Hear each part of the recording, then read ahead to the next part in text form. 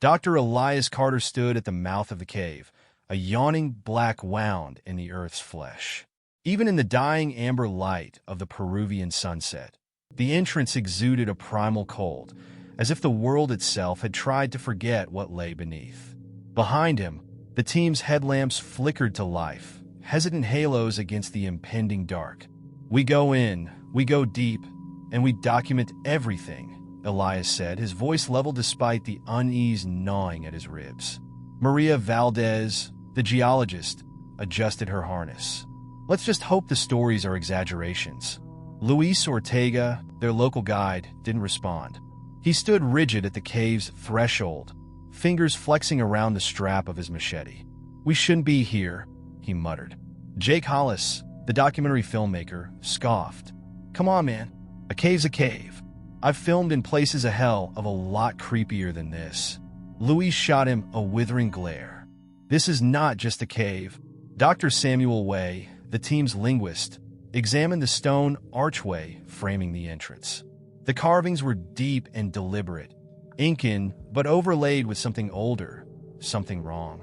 He traced a symbol, a spiral curling inward like a coiled serpent. "This isn't a warning," he murmured. "It's a barrier." Elias exhaled. The stories varied. Whispers of disappearances, of things moving in the darkness, of a hunger beneath the mountains. But stories were just that. What lay ahead was an opportunity, one that could rewrite history. He switched on his headlamp. "We press on." The cave swallowed them whole. Their boots crunched against damp rock, the air thick with the scent of mineral-rich earth and something staler, older. Luis led, his every step cautious, listening more than looking. The passageway sloped downward, narrowing until the walls nearly brushed their shoulders. Jake's camera clicked and whirred. "This place is gonna look sick in post-production. Got that real ancient horror vibe?" Samuel ignored him, running his fingers over more carvings. "These markings, they predate the Incas, possibly even the Chavan culture. I don't recognize the script, but it's deliberate." Elias felt the weight of the stone around them, an oppressive presence pressing in. La Boca del Mundo. The locals called it the mouth of the world, a name meant to ward off trespassers, not welcome them. 20 minutes in, Luis stopped so suddenly that Maria bumped into him. "What is it?" she asked. Luis pointed to the ground. A skeletal hand jutted from the rock. It wasn't buried. It was fused, as though the stone had liquefied around it, trapping it mid-reach. The fingers, twisted and elongated, were frozen in an expression of desperate escape. Samuel exhaled sharply. "That's impossible." Luis touched the rock with tentative fingers. "This is no tomb." His voice was barely above a whisper. "This is a trap." A low, distant hum shivered through the walls. Not mechanical, not seismic, something else. Jake raised his camera, his excitement bleeding through his words. "Tell me you guys heard that." Luis turned abruptly. "We leave. Now." Elias hesitated. They were close. He could feel it. Beyond the fear, beyond the tension in his team's shoulders, something called to him from the dark. Then the tunnel changed. Maria, trailing behind, gasped. "Wait, this wasn't here before." They turned. Where they had come from, where the entrance should have been, was now solid rock. Samuel staggered forward, running his hands along the stone. "No, no, no, no." It collapsed. Maria's voice was tight, controlled. Luis backed away. "No." It moved. Silence crushed them. Elias forced a breath, stepping forward. "We stay calm." His voice was measured, but his pulse was hammering. "Cave shift. We backtrack." And Luis grabbed him. His eyes were wide, wild. "No, we do not go back. We go forward." "What?" Luis shook his head. "It won't let us go back." Elias stared at him. "What do you mean it?" The guide didn't answer. Pushing forward, they reached a cavern unlike anything Elias had ever seen. The walls, smooth and polished, were not natural formations. Massive archways stretched beyond their lights, disappearing into infinity. Symbols, those same spirals, throbbed with faint bioluminescence, shifting when they weren't looking directly at them. "This isn't Incan," Maria whispered. Samuel swallowed. This isn't even human. At the far end of the chamber stood a doorway. Not a ruin, not a cave opening. A door, a seamless black monolith, too perfect, too deliberate, set into the stone. No hinges, no handle, just a surface so dark it seemed to drink the light from their headlamps. And then it breathed. A ripple passed through the stone, slow, measured, like the exhalation of something that had been asleep for a very, very long time. Jake whispered, "Oh shit." Luis bolted. He made it 3 steps before the floor swallowed him. One moment he was running, the next he wasn't there. A sickening, wet squelch echoed through the chamber as the rock itself shifted, his scream strangled into nothing. The ground was solid where he had been, as if he had never existed at all. Maria's hands clamped over her mouth. Jake swore. Samuel stumbled back, breath coming in short, sharp bursts. Elias stood frozen, his brain refusing to process what his eyes had just seen. Then, the whispering began. Not words, not voices. Something deeper.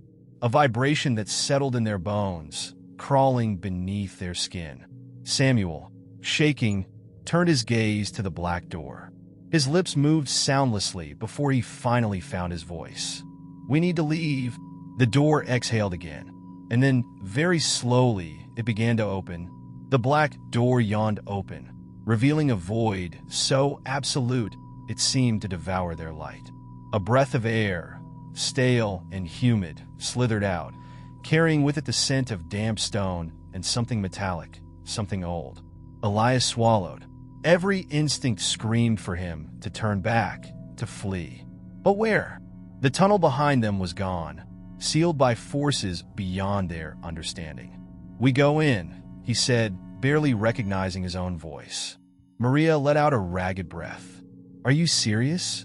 Samuel, still trembling from Luis's inexplicable disappearance, whispered, "Do we have a choice?" Jake didn't argue. His camera was still rolling, but his hands shook as he adjusted the lens. His usual cocky demeanor had evaporated. They stepped forward. The space beyond was impossibly vast. Their lights barely scratched the darkness, illuminating fragments of an architecture that should not exist. Monolithic walls stretched high into unseen heights, their surfaces polished to a mirror sheen. The space felt cavernous yet claustrophobic, like walking inside a hollowed-out god. And the hum was louder now, pulsing, alive. Samuel ran his fingers over a pillar. "This isn't stone. He hesitated. "Something else?" Maria knelt by the floor, pressing a palm against the strange material. "It's warm." Jake panned his camera across the chamber. "Guys," his voice was tight, almost reverent. "I don't think we're in a cave anymore." Elias followed the beam of Jake's flashlight. Ahead, bathed in the dim glow of their lamps, stood the sarcophagi. The structures were massive, tall as men, sleek and obsidian black, arranged in neat, unbroken rows that stretched into the darkness. Each was seamless, featureless, save for a single indentation at the center, roughly the size of a human hand. A shudder passed through Elias. They weren't burial sites. They were containers. Samuel's breath quickened. These look like stasis chambers. Maria's jaw tightened. Stasis for what? Jake moved closer, running his camera along the crypt-like structures. "This is insane. This is..." His fingers brushed the indentation. A sound like tearing metal filled the air. The sarcophagus shuddered. Jake stumbled back. "I didn't..." The seam split down the center, a thin crack of light slithering across its surface. The hum in the chamber became a roar, vibrating through their bones. The crack widened. Then something stepped out. The figure was tall, too tall, humanoid in shape but elongated, its limbs jointed wrong, its skin a deep, sickly gray that seemed to drink in the light. Its face was smooth, featureless, except for its eyes. Two perfect, black orbs. It turned its gaze to them, and Elias felt his mind unraveling. Images impossible, incomprehensible, flooded his vision. Towering spires on a dying world. A sky burning violet. A procession of figures, kneeling before something immense. His knees buckled. He was drowning in it, suffocating in memories that were not his own. Then Maria screamed. Elias snapped back. The thing moved, not walking, not gliding, but shifting forward in a way his brain refused to process. Its head tilted, studying them, judging. Samuel choked out a single word. Run. They didn't need to be told twice. They tore through the corridors, their footsteps swallowed by the consuming dark. The air was thicker here, charged, as if the walls themselves were waking. Elias could hear the creature behind them. No footsteps, just the sensation of presence, growing closer with every breath. They burst into another chamber and skidded to a stop. It was lined with statues. Dozens of them, maybe hundreds, carved directly into the walls, their expressions twisted in agony, their fingers clawing at the air. The detail was obscene, every wrinkle, every vein captured in perfect relief. Maria shuddered. Oh my God! Samuel staggered toward one of the figures, his breath coming in sharp, panicked bursts. This isn't carved. Elias turned to him. What are you talking about? Samuel looked up, his face pale as death. This is petrification. A horrific thought rooted itself in Elias's mind. You mean these were alive? Jake exhaled a shuddering breath. No way. But Elias saw it now. The desperate fear in their faces, the silent pleading frozen in time. A gallery of victims, entombed in a fate worse than death. Maria's voice barely rose above a whisper. Luis. Elias followed her gaze, and his stomach dropped. Near the entrance to the chamber, a new carving had begun to take form. A man, mid-run, mouth open in an unfinished scream. Luis. His features were still soft, still forming, like wet clay hardening into permanence. A single second longer, and he would have been part of the wall. A distant sound, like shifting stone, rumbled from the corridor they had come from. The thing was still following. Elias grabbed Maria's arm. Move! They ran, sprinting down a narrowing corridor, its walls pressing in like a living throat. The hum had returned, an oppressive throb, deep and rhythmic, a pulse. The tunnel ended abruptly at another door. This one was different, smaller, embedded with symbols that flickered like dying embers. Unlike the first, it had no visible means of opening.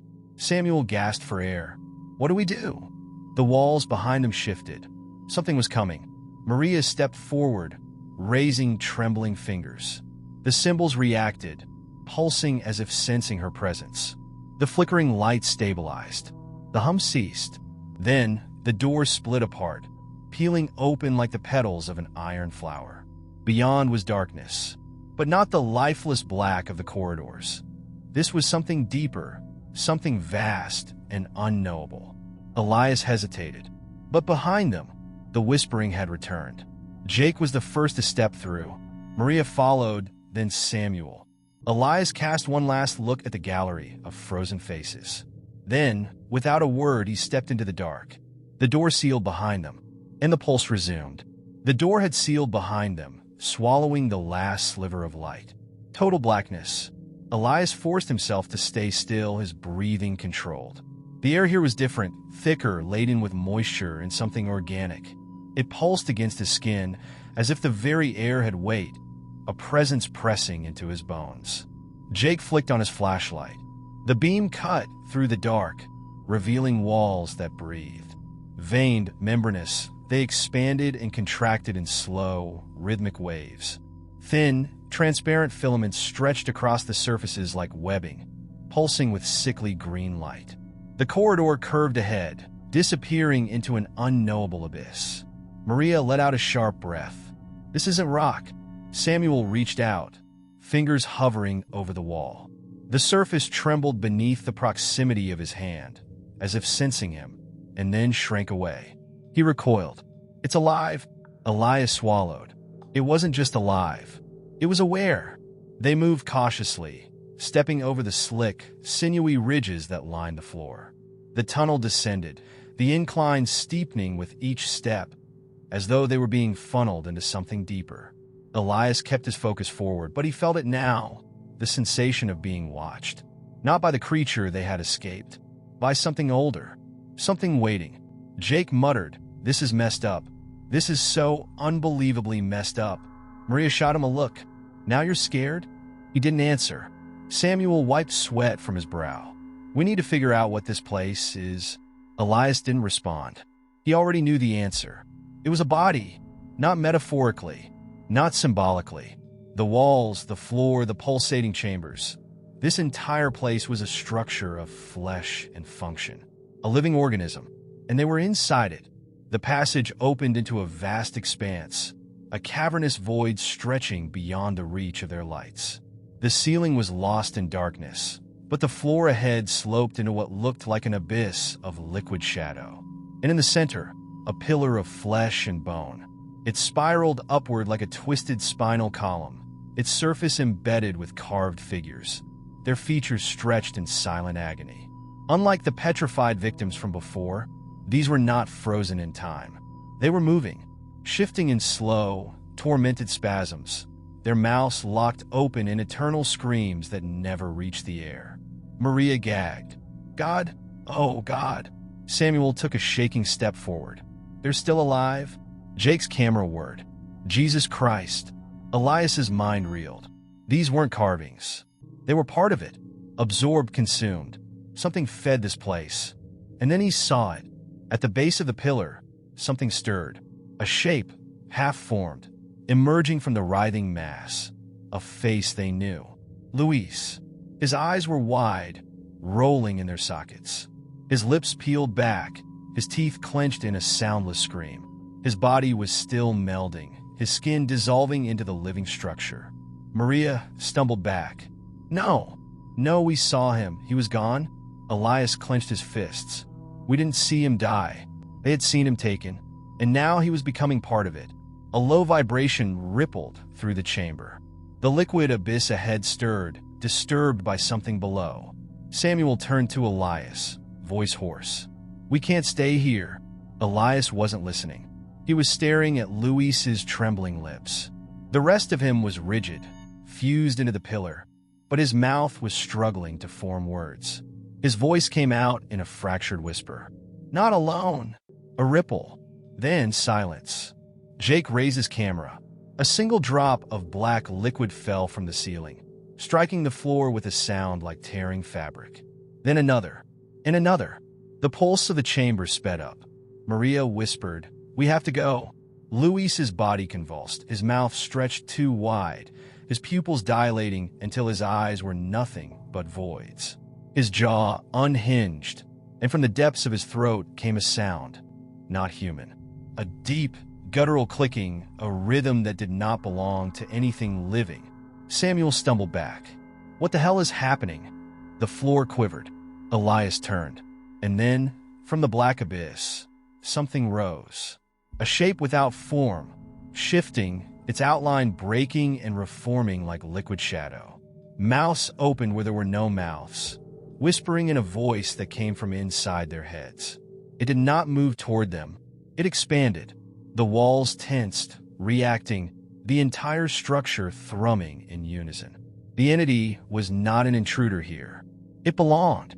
Elias barely had time to breathe before Luis's body burst apart, his form unraveling into tendrils that slithered into the pillar. Maria screamed. The thing in the abyss surged forward. The walls pulsed, the space collapsing inward. Elias ran. They sprinted back into the tunnels, the passageways changing, shifting, the walls sealing off paths behind them. Elias felt it pressing against his mind. Not words, but concepts, images forcing their way in. A vision of an ancient arrival, of things that had been buried, not by time, but by something greater. A prison built around a heart that still beat beneath the earth. Samuel tripped. Elias caught him, yanking him forward. Ahead, the tunnel split into two paths. One sloped upward, narrow and jagged. The other descended. The hum deepened. The downward path was calling them. Maria turned to Elias, breathless. Which way? Behind them, the dark moved. A choice. Up, to escape. Down, to know the truth. The whispering returned. Elias made his choice and stepped forward. Elias chose down. The tunnel's incline steepened, pulling them deeper into the Earth's hollow veins. The hum became a thrumming heartbeat, vibrating through the walls, rattling their teeth. Jake's breath came in ragged gasps. "Elias, where are we going?" Elias didn't answer. He wasn't sure anymore. The deeper they went, the more the voice spoke. Not in words, but in pulses, in the shifting of stone, in the whisper of something ancient stirring from its slumber. Maria's fingers closed around his wrist. "This isn't right. We shouldn't be here." But they were meant to be here. They had been led. The passage ended abruptly at the edge of an immense chamber, vaster than anything they had seen. And in the center lay the monolith. It was no natural formation, no mere altar. It pulsed with a deep inner light, its surface webbed with veins of shifting color, blue, violet, deep abyssal black. The structure loomed impossibly tall, its proportions wrong, shifting when viewed from different angles. Samuel exhaled a trembling breath. "Is it breathing?" The ground trembled in response. Maria grabbed Elias's arm. "We need to leave." But Elias couldn't move, because he finally understood. This was no tomb. This was a womb. Jake raised his camera. "We shouldn't be seeing this." The hum became a howl, tearing through their skulls.